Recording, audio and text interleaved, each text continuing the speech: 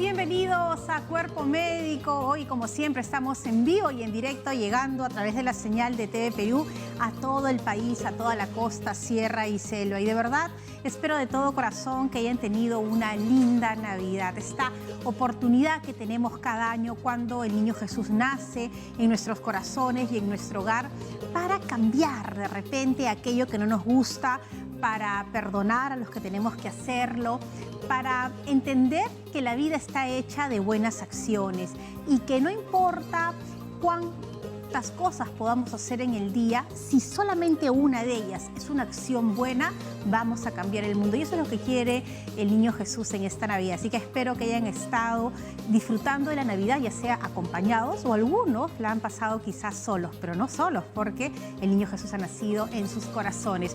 Hoy tenemos un programa muy interesante. Vamos a hablar sobre la meningitis y vamos a descubrir un poco de qué trata esta enfermedad, cuáles son los síntomas, las características. Una vez que ya soy diagnosticado, ¿cuál es el tratamiento ideal? ¿Hay tipo de meningitis? ¿Puede afectar a cualquier edad? ¿Hay algunas predisposiciones? Todo eso lo vamos a aprender hoy aquí en Cuerpo Médico. Y por supuesto, las líneas telefónicas ya están listas para recibir todas sus llamadas. Está nuestro equipo de producción atento a todas sus comunicaciones y tendremos a un importante especialista que nos hablará acerca del tema. Pero hoy también más adelante estará Sara Ausabá hablándonos sobre los tipos de agua envasada. Así que no pueden perderse el programa. ¿Y ahora dónde me voy? Con Aura, que nos tiene importante información, sobre todo en estos tiempos en que empiezan las celebraciones para despedir el año 2022. Aura. Fátima, ¿qué tal? Qué bueno saludarte, así como inicia la semana, desearles a todos una feliz post-Navidad. Sin embargo, creo que las celebraciones deberían realizarse a lo largo de todo el año y aprovechar los momentos para seguir generando recuerdos en torno a la familia. Sin embargo, vamos a seguir comunicando e invitando a la prevención. Así como tú lo has mencionado, las celebraciones aún están ahí, a la vista. Sobre todo ahora las celebraciones de fin de Año Nuevo, y por eso nos ubicamos aquí en el SAMU, justamente en la central de emergencia 106 SAMU. SAMU siempre está a disposición de todo quien requiera una ayuda o un salvataje, y eso es importante de resaltar y recalcar. La labor que hacen las personas del SAMU es importantísima. Y para poder un poco dar a conocer cómo se han ido preparando en torno al contexto de estas fechas, pues nos acompaña la doctora Milagritos Cabrera, que es supervisora de la central de emergencia 106 SAMU. Doctora, muchísimas gracias por abrirnos las puertas de esta locación. Creo que es importante saber un poco cómo se ha preparado el SAMU precisamente durante estas fechas. Ya pasó la Navidad, pero se viene Año Nuevo, las celebraciones no cesan, igual siguen los reencuentros entre amigos, los últimos días de celebración, y a eso sumar un poco qué implementos tienen, han incrementado las unidades. ¿Cómo se ha ido preparando el SAMU para responder de manera efectiva? Buenas tardes, bienvenidos aquí a la central de emergencia del SAMU. Nosotros contamos con 18 unidades equipadas, distribuidas en diferentes puntos estratégicos de Lima, en avenidas principales. Ahora en fiestas estamos alertas ante cualquier emergencia, como te mencioné, preparados para poder salvar vidas. Es que eso es lo ideal. Sin embargo, vamos a seguir invitando a la prevención y hay que dar a conocer este panel tan importante que nos acompaña en esta oportunidad. Tenemos ahí unos puntitos entre verdes, rojos y negros. Cuéntenos un poquito cómo es que ustedes mapean desde la central alguna llamada de auxilio. Ok, como puedes visualizar, este es un video web donde vamos a poder observar las 18 unidades que, como te mencioné, están en diferentes puntos estratégicos. Las que están en verde, señalizadas en verde, son aquellas que se están dirigiendo a un punto, a una emergencia, ¿no? Las que están en rojo son las que están en alerta ante alguna llamada, ¿no? Y las que están en rojo están backup.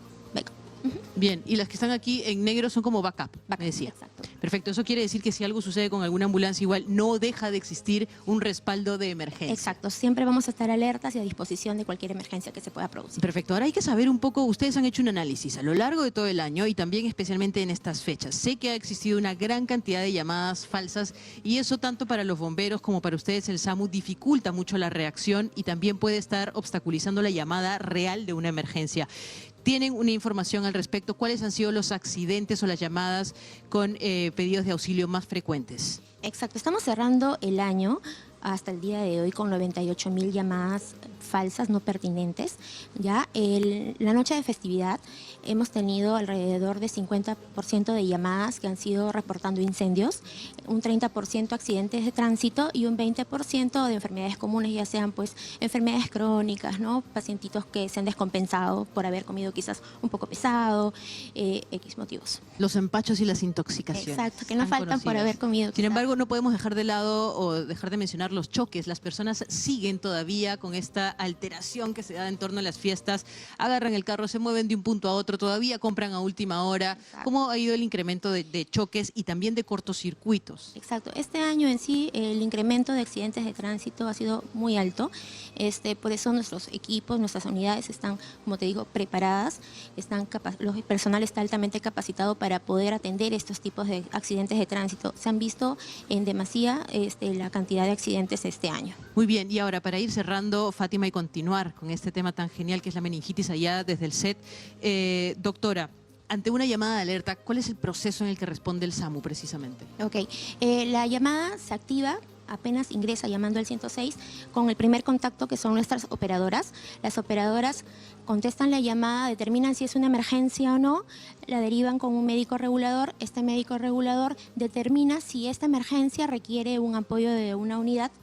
Si ese es el caso, el médico avisa al área de despacho para que ellas, según la disponibilidad, pueda derivar una ambulancia. Aquí es importante destacar que el área de despacho va a monitorizar, ¿no?, el despliegue de esta unidad a través de un GPS que está conectado en nuestras unidades, ¿no?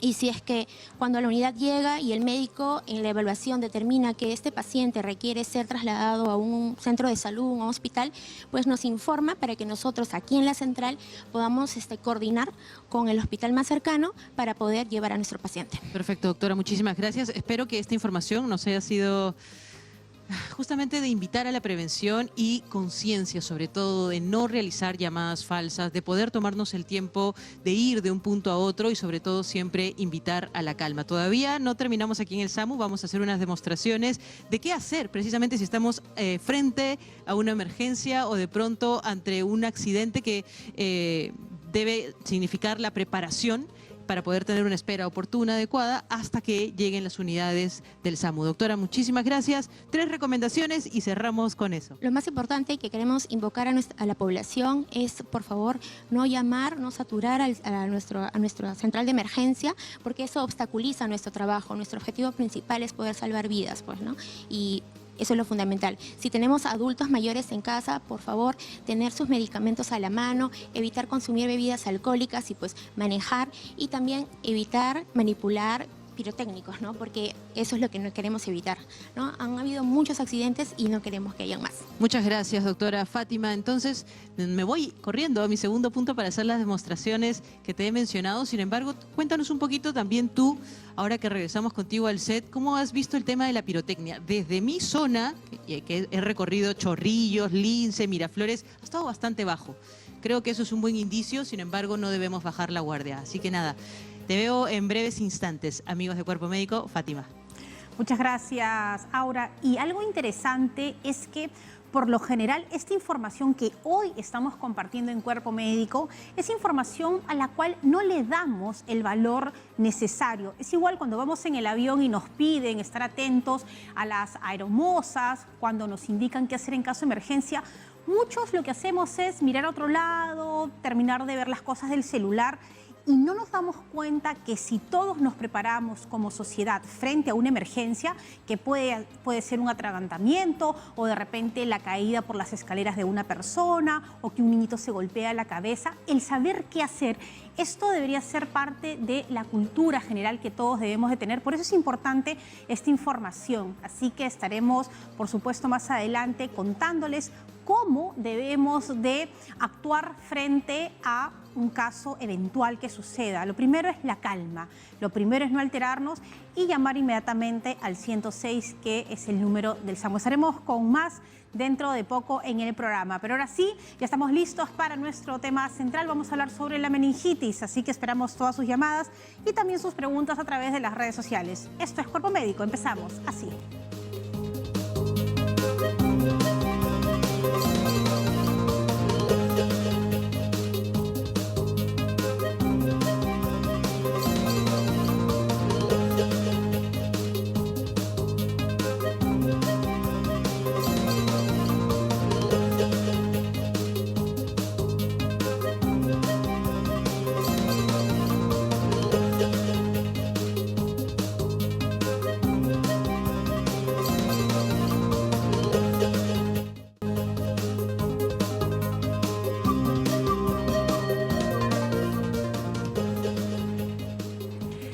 Estamos de regreso en Cuerpo Médico y vamos a empezar de inmediato con el tema de hoy. Vamos a conversar sobre la meningitis y quiero darle la bienvenida a nuestro especialista. Ya está aquí con nosotros el doctor Julio Cachay. Él es médico internista e infectólogo de la clínica Ricardo Palma. Doctor Cachay, un placer tenerlo aquí en el programa. Sí, buenas tardes, Fátima. Gracias también por la invitación y poder intercambiar conceptos de este tema con tu público. Bueno, doctor, ¿qué cosa es la meningitis? Porque lo escuchamos mucho, cuidado con la meningitis, pero ¿de qué estamos hablando? Claro. La meningitis es un proceso infeccioso que las bacterias, generalmente bacterias, invaden la cubierta del cerebro. El cerebro tiene, así como una almohada tiene su funda, tiene unas cubiertas, unas membranas que se llaman meninges. Y estas, al ser invadidas por bacterias, se inflaman y generan el cuadro de meningitis. ¿Cuáles son los síntomas más frecuentes? El cuadro típico es fiebre, dolor de cabeza intenso y persistente, vómitos y, si sigue el curso unos días más, trastorno del nivel de conciencia. La persona entra en somnolencia, en estupor, puede llegar al coma y en algún grupo de personas dar un síndrome convulsivo. Ahora, ¿hay algo que nos predisponga a tener meningitis? ¿Depende del ambiente? ¿Tiene que ver el cuidado, la alimentación? ¿Qué puede originarlo? Bueno, con respecto a meningitis bacteriana, toda la población de todos los grupos de edad y de ambos géneros somos susceptibles, todos. Sin embargo, hay un grupo de mayor riesgo que recae en los niños menores de 5 años, en personas adultas mayores de 65 años y en personas con estados de inmunocompromiso. Llámese personas con diabetes, personas con alguna enfermedad crónica, una enfermedad renal crónica en diálisis, por ejemplo, y en general en situaciones de inmunodeficiencia, como ser portador de una neoplasia o la pandemia actual, ser portador o vivir con infección VIH. Sí.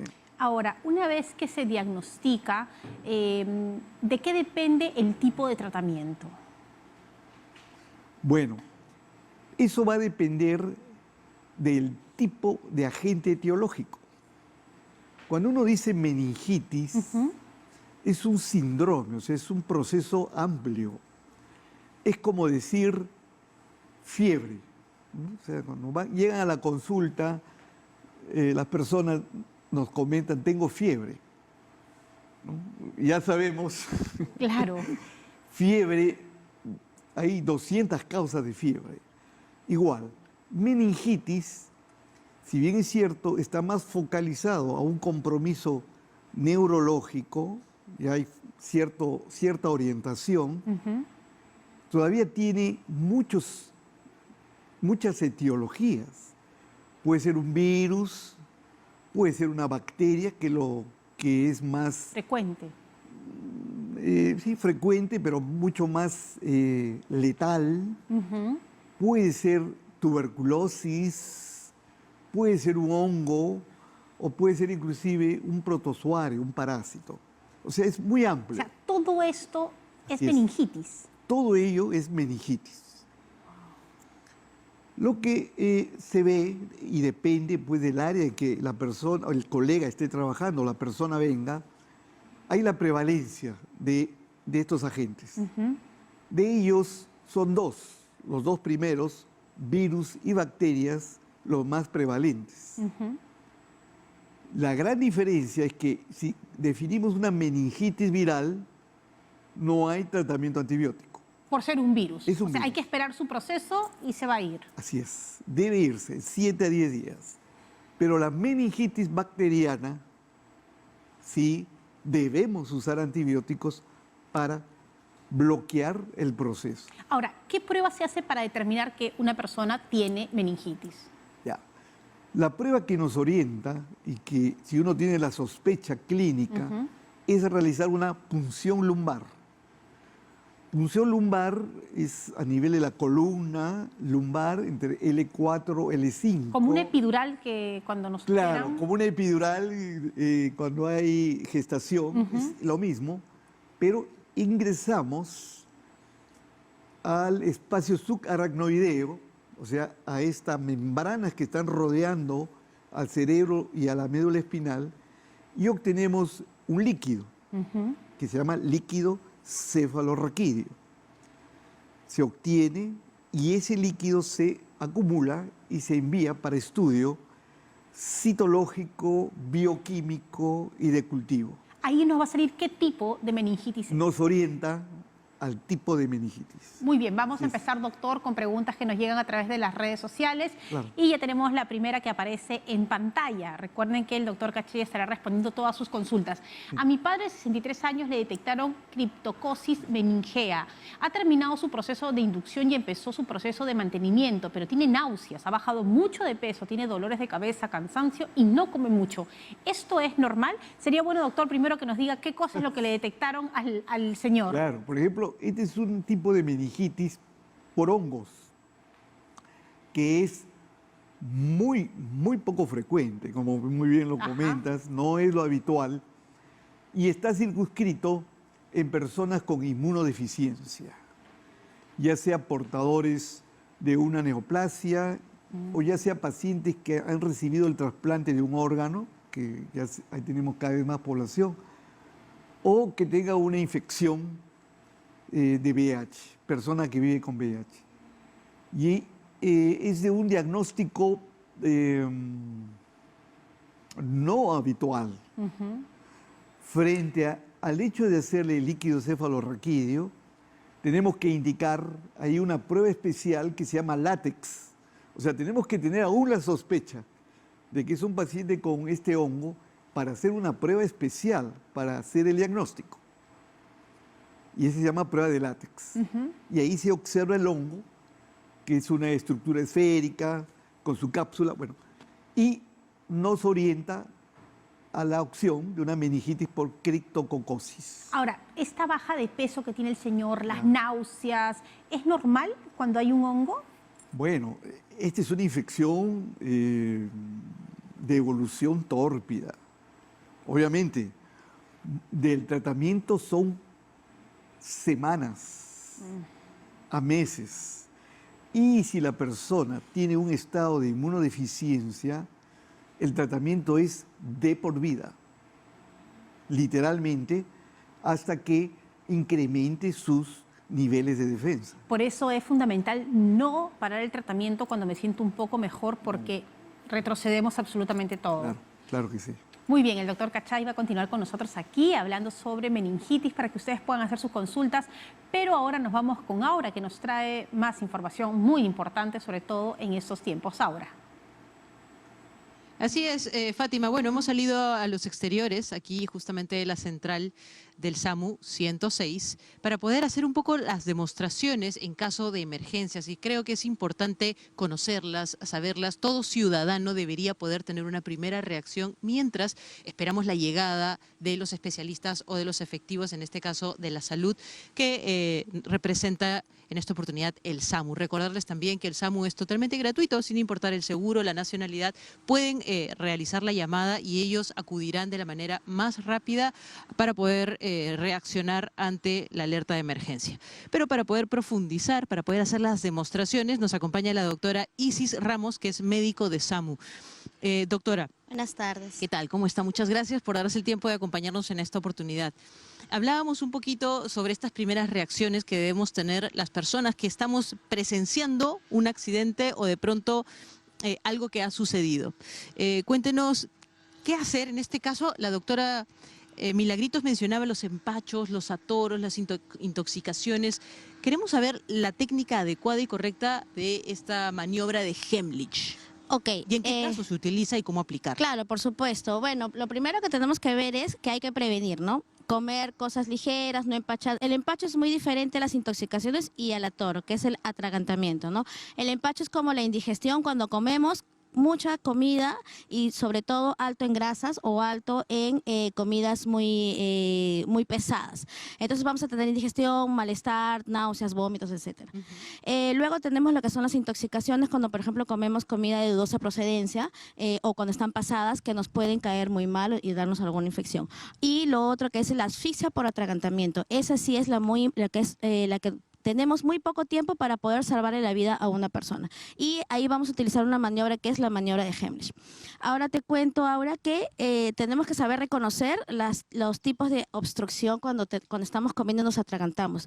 La obstrucción parcial, que es cuando todavía deja pasar un poco de aire y nosotros podemos toser. Cuando nos encontramos una persona que se ha atorado y está tosiendo, no hay que levantarle los brazos, no hay que soplarle, no hay que jalarle las orejas, que a veces creemos que eso nos puede ayudar, ¿no es cierto? Pero no es así. Lo que tenemos que hacer es decirle a la persona que siga tosiendo. Ese es el mayor estímulo que él va a hacer para poder eliminar. Si es que esta persona ya no puede toser, no puede hablar y no puede respirar, es donde nosotros tenemos que realizar la maniobra de Heimlich. ¿Cómo es la maniobra de Heimlich? Les voy a explicar. Vamos a colocarnos detrás de la persona que se está atragantando. Vamos a bordear con nuestros brazos el abdomen del paciente. Ubicamos lo que es el ombligo. Ubicamos el ombligo del paciente y 2 dedos por encima del ombligo vamos a colocar el puño.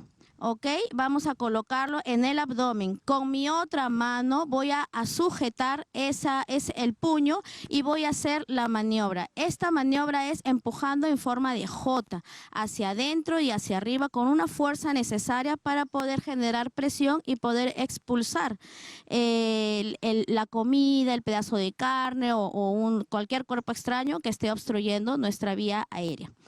Esto es muy importante porque en realidad es una maniobra que puede salvar vidas. Igual, antes de iniciar esta maniobra ya tenemos que haber activado el sistema de emergencia, es decir, comunicarle a alguien o llamar por teléfono al 106 para que en camino ya esté la ambulancia. Por supuesto, muy bien. Creo que es importante poder dominar, conocer estas maniobras. Y bueno, también es importante saber autohacerlo. ¿Es posible de pronto que una persona que se encuentre sola pueda aplicarse esta técnica para salvar su vida? Bueno, en realidad se podría describir qué es lo que podría hacer una persona que se encuentra sola. Primero, inmediatamente agarra el teléfono y pide ayuda. Mientras tanto, podríamos colocarnos detrás de una silla, con el respaldar de la silla, colocar el respaldar a la altura del abdomen y empujar hacia abajo para poder generar esa fuerza, ¿no? Claro, igual yo creo que eso es una demostración que tenemos pendiente porque es posible, entonces nos ha abierto una nueva posibilidad. Bien, doctora, para continuar entonces, ahora, hemos hablado muchísimo sobre estas conexiones que abusan, el tema de los enchufes, y eso también puede ser peligroso. ¿Qué hacer si tenemos a una persona que acaba de sufrir que ha sido electrocutado por algún enchufe o alguna mala conexión? ¿Es posible hacer algo de RCP de pronto con él? ¿Cómo debemos actuar?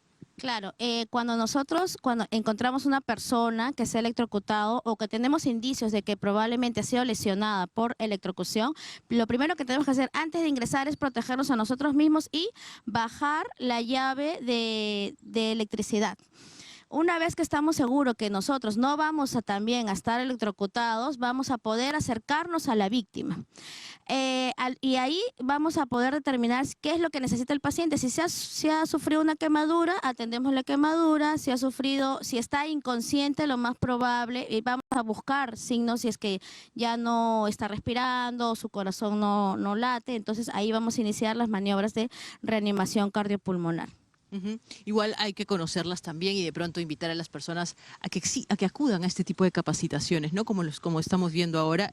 Sin embargo, antes de poder acceder o hacerlo, hay que llamar a las personas adecuadas e indicadas para poder controlar mucho mejor la situación. Ahora, solamente para cerrar, doctora, en caso de las quemaduras, que son también muy frecuentes por el uso de los pirotécnicos, ¿cuáles son estos mitos y verdades que deberían o no aplicarse en una quemadura?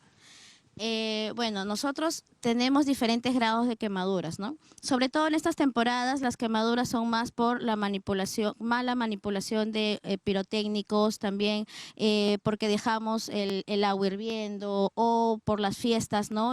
Sobrecargamos las energías, la electricidad y pues se generan los incendios. Pues existen diferentes grados de quemadura. Lo primero que tenemos que hacer es quitar al paciente de lo que le está generando la quemadura, ¿no? Es decir, si está en el agua o un vapor, retirarlo de lo que genera la quemadura e inmediatamente ponerlo en agua fría.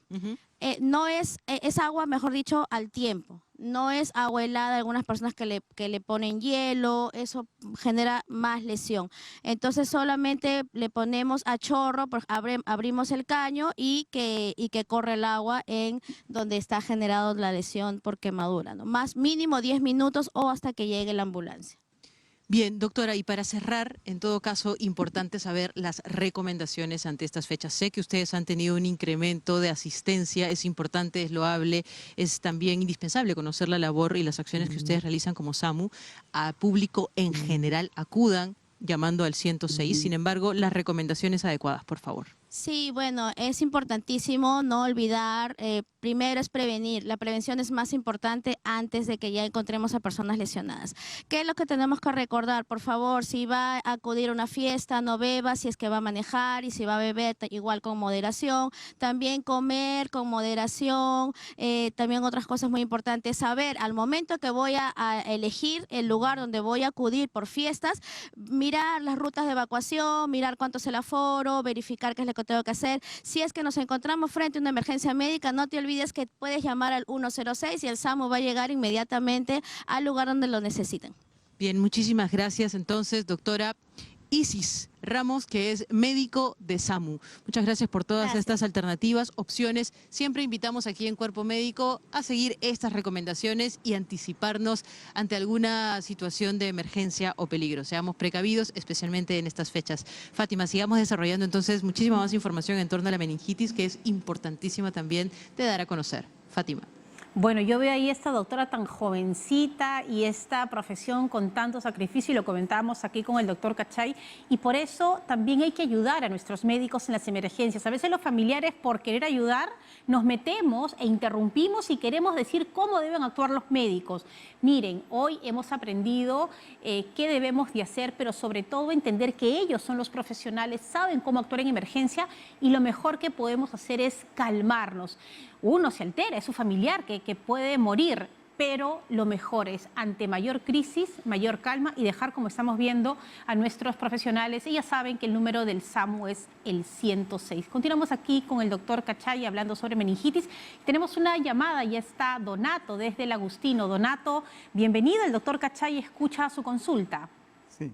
Buenas tardes, muchísimas gracias. Mi consulta es precisamente de que cuando yo tenía 21 años aproximadamente, me dictaron que tenía meningitis cuando me llevaron de emergencia al hospital, aquí yo soy el profesor obrero, y estuve en tratamiento durante casi 2 años y como lo dijo el doctor, lo que es célula raquídeo me sacaban como 3, 4 veces en el lapso de 4 o 2 meses que estuve hospitalizado. Ahora mi pregunta es, a partir de los 55 años, creo, ahorita ya tengo más de 60, ya no puedo retener estudiar, quisiera estudiar por decir la Santa Biblia o quiero continuar estudiando, pero mi mente ya no graba todo lo que estoy. Al momento leo, de inmediato me desvanece del cerebro. ¿Acaso haya perjudicado, digamos, en mi célula de esa fecha que tuve, digamos, del meningitis? Esa es mi consulta. Muy bien, Donato. Bueno, Donato ahora está estudiando la Biblia y dice, doctor, ¿tiene algo que ver? Leo y no me puedo recordar ahí los versículos. ¿Qué está pasando? ¿Esto está relacionado a la meningitis? ¿Y qué consejo de repente le podría dar? Bueno, luego de esos años, 21 años, 55, 60 años, no hay una relación. Las complicaciones de una meningitis se dan en los siguientes meses, no después de décadas. Lo que está describiendo usted, no hay una asociación y es parte de los procesos de circulación cerebral que con los años nos genera una disminución, pero no hay una relación directa con la meningitis de hace décadas.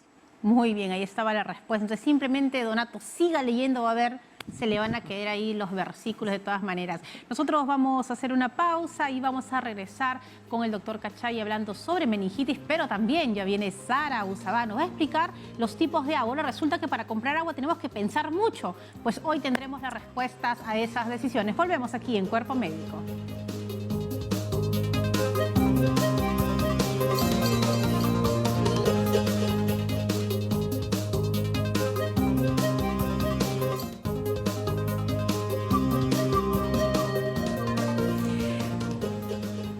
Estamos de regreso aquí en Cuerpo Médico conversando con el doctor Cachay sobre la meningitis y por supuesto el doctor está listo para responder todas sus consultas.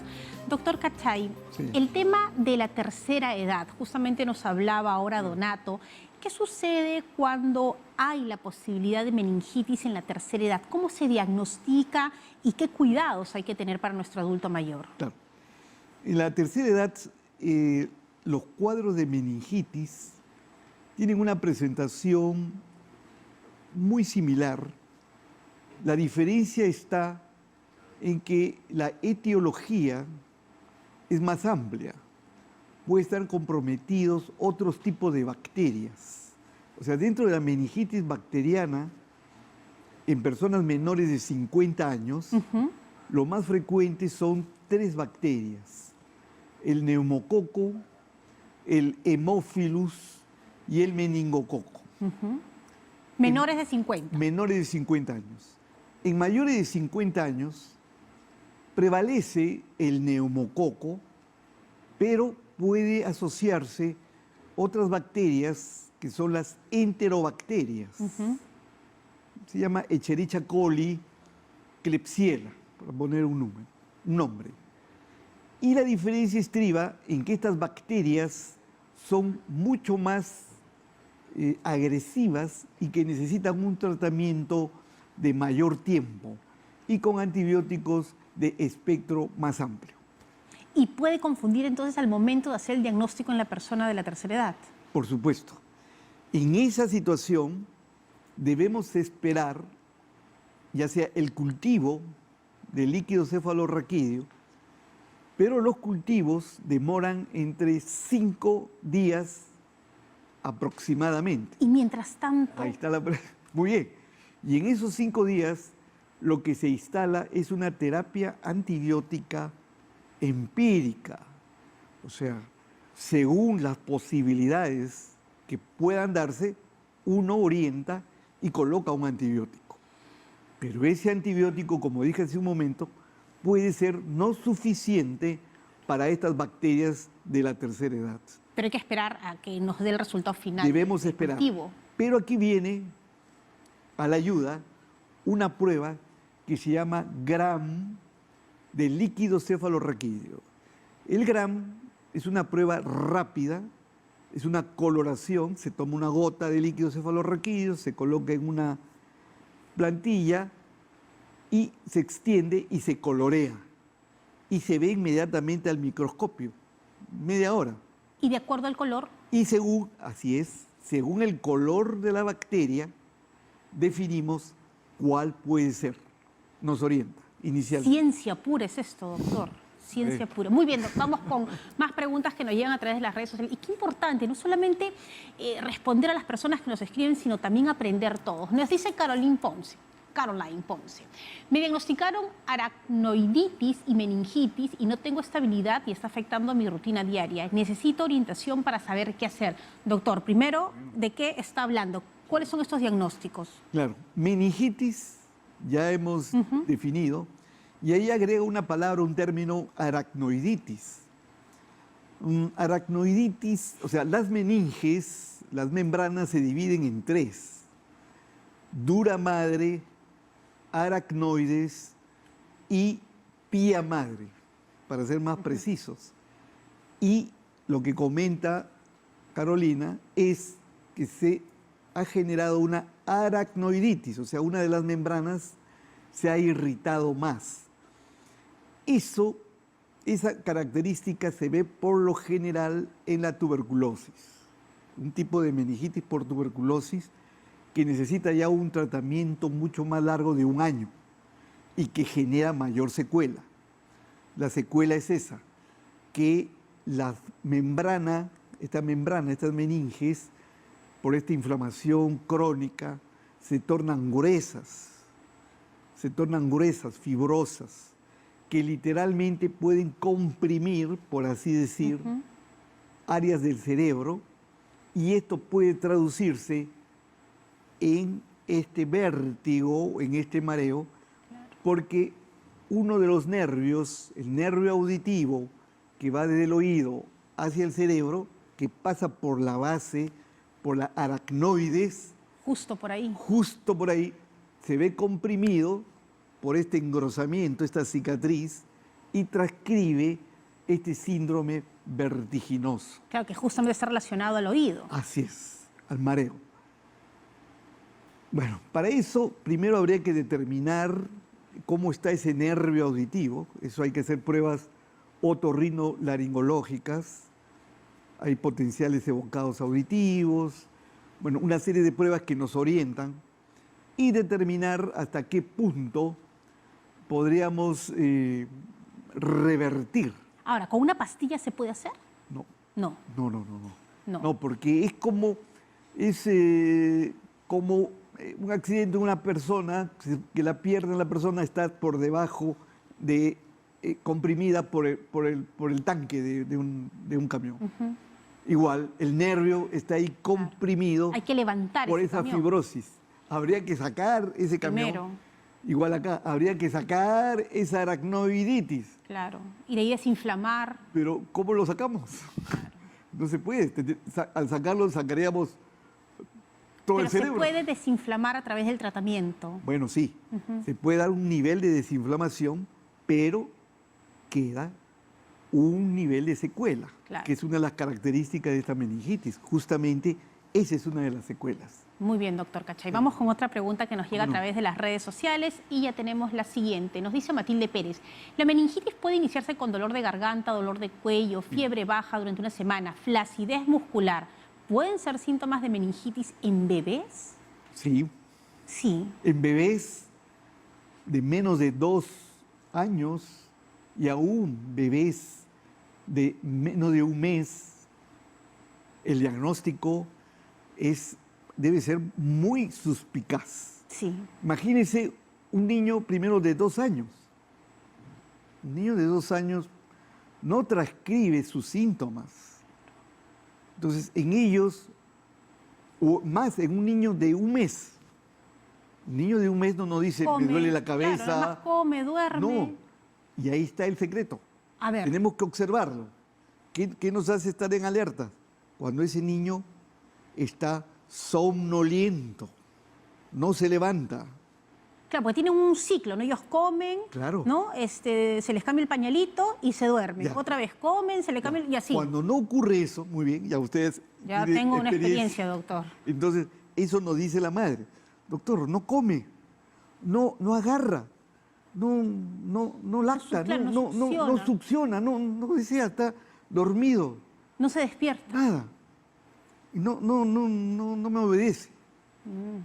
Ahí inmediatamente sospechar que haya un componente de meningitis. ¿Y cómo se puede haber contagiado un bebito recién nacido que ya tiene un mes de meningitis? Bueno, igual, la meningitis a esa edad es por los 3 bacterias que le comenté, y estas bacterias, neumococo, meningococo, hemófilus, se transmiten por contacto directo vía aérea, persona a persona.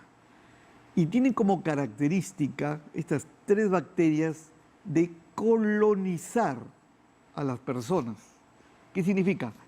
Que en este momento yo puedo tener el neumococo en la nariz.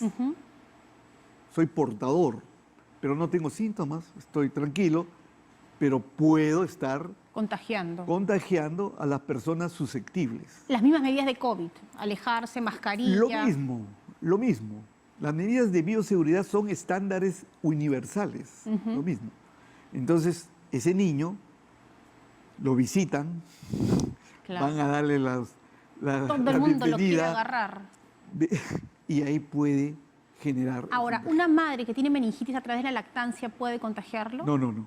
No. Por lactancia no, sino es por vía aérea. Claro, entonces se pone mascarilla, igual le da de Y lactar ya al bebé y no ya pasa nada. Ya no, así es.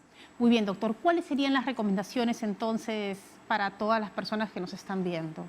Bueno, miren, las medidas, como bien usted comentó, de bioseguridad estándar son lavado de manos, que dure 20 segundos en forma continua y persistente, el hecho de tener un aislamiento social, sobre todo con personas pues, que tengan síntomas respiratorios evidentes, ¿no? Nariz, rinorrea, tos, garraspera, de 1,5 metros, ambientes amplios, ventilados.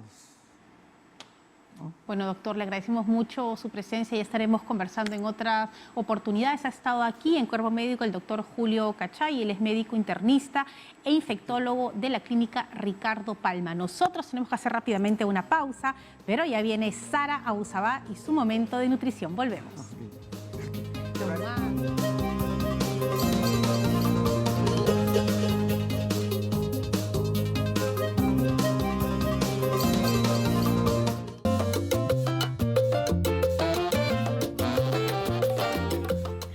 Amigos, buenas tardes. Continuamos aquí en Cuerpo Médico y en ese segmento de nutrición que, como bien Fátima estabas mencionando, sí es importante tener en cuenta los tipos o variedades de agua. Ahora la gente mira, pero si el agua es agua, sí es agua, pero tenemos que tener en cuenta que el agua que bebemos viene prácticamente de dos tipos, aquella que compramos embotellada y aquella que nos llega desde el grifo o que incluso podemos comprarla muchas veces que viene en camiones y se distribuye debido a que no todo el mundo tiene un acceso seguro al agua. Entonces, entender un poquito las diferencias es importante.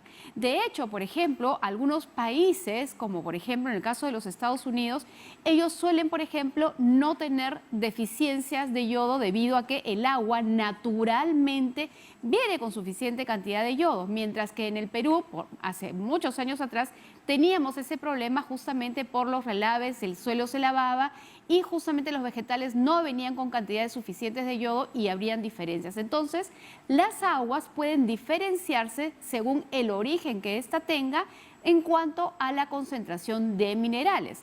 De hecho, si empezamos a revisar un poco la tabla de composición química, sabemos que el agua es hidrógeno y es oxígeno.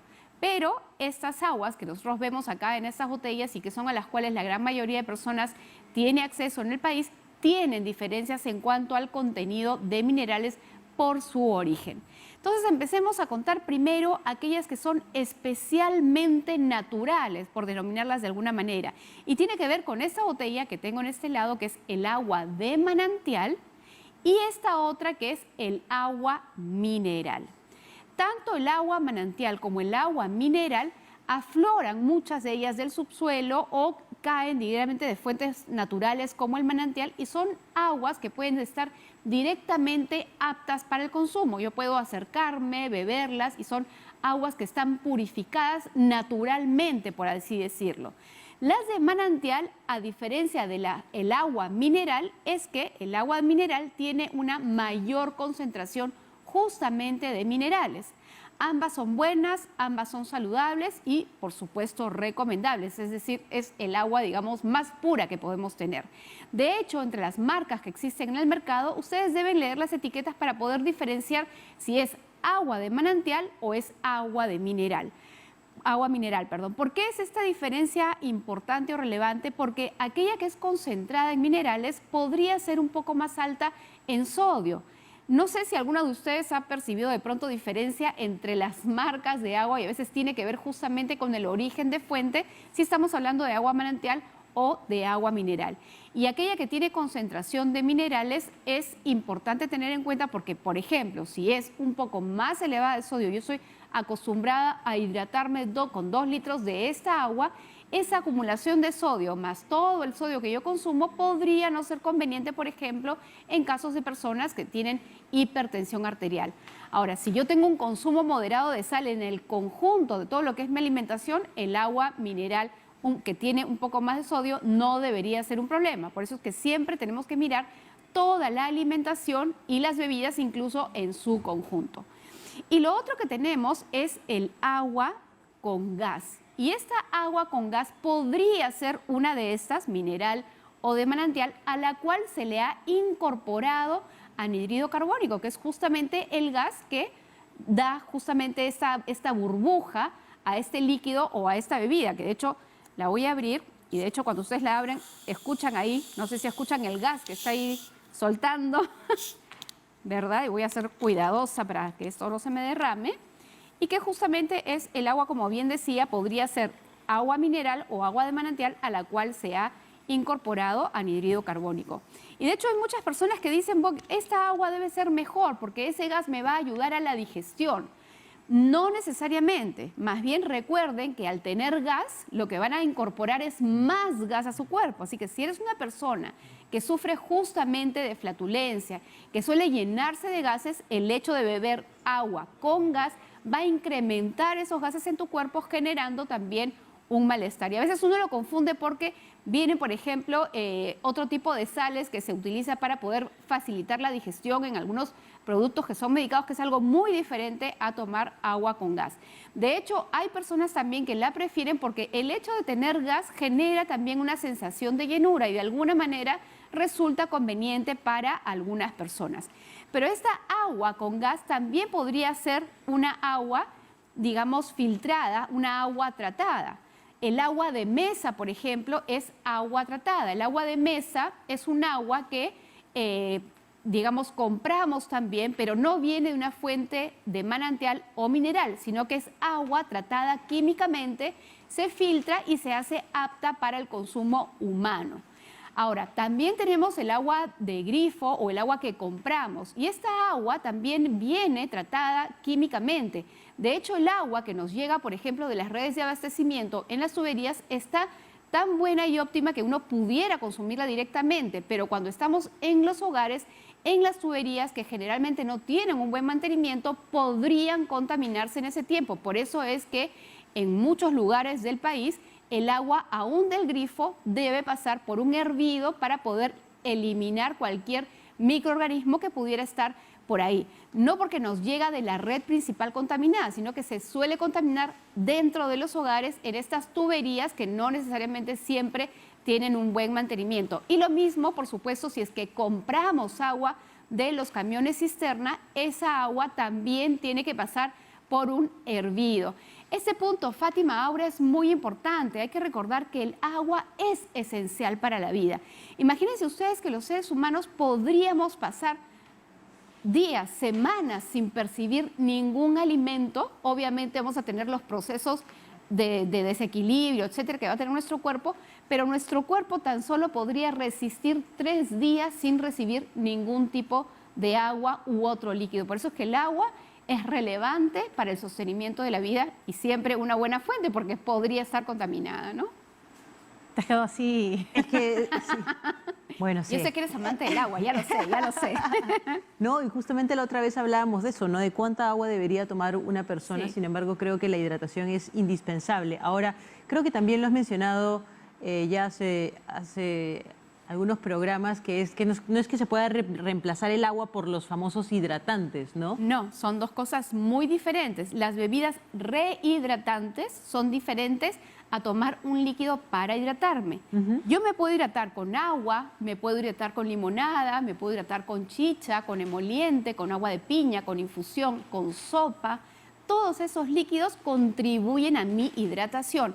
Pero cuando yo ya tengo una actividad física intensa, un calor extenuante, he transpirado demasiado o de pronto estoy con una pérdida de líquidos por vómitos o por diarrea, la bebida rehidratante es necesaria porque tiene glucosa y tiene electrolitos que se necesitan para restablecerse, ¿no? Es diferente. Claro.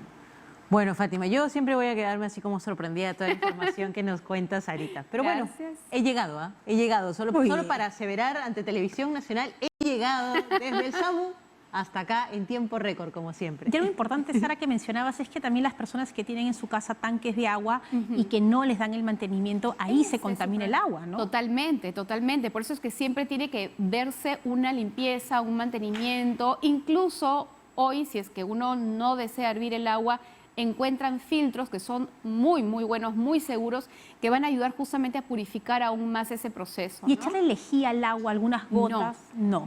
No, lo que pasa es que para el consumo humano no es conveniente. Existen algunas pastillitas que en algún momento se fabricaron, digamos, justamente para ayudar a lugares donde no tienen acceso a agua potable, y estas gotitas justamente purifican. Pero es una cantidad de esta pastillita en una cantidad de agua que en este momento la verdad no recuerdo la concentración. Claro, pero viene con las instrucciones. Claro, viene con las instrucciones para purificar. Pero no echarle lejía para el consumo. No. Para el consumo no. Muy bien, bueno, hoy también hemos El aprendido. bicarbonato tampoco es que va a purificar, ojo, ¿ah?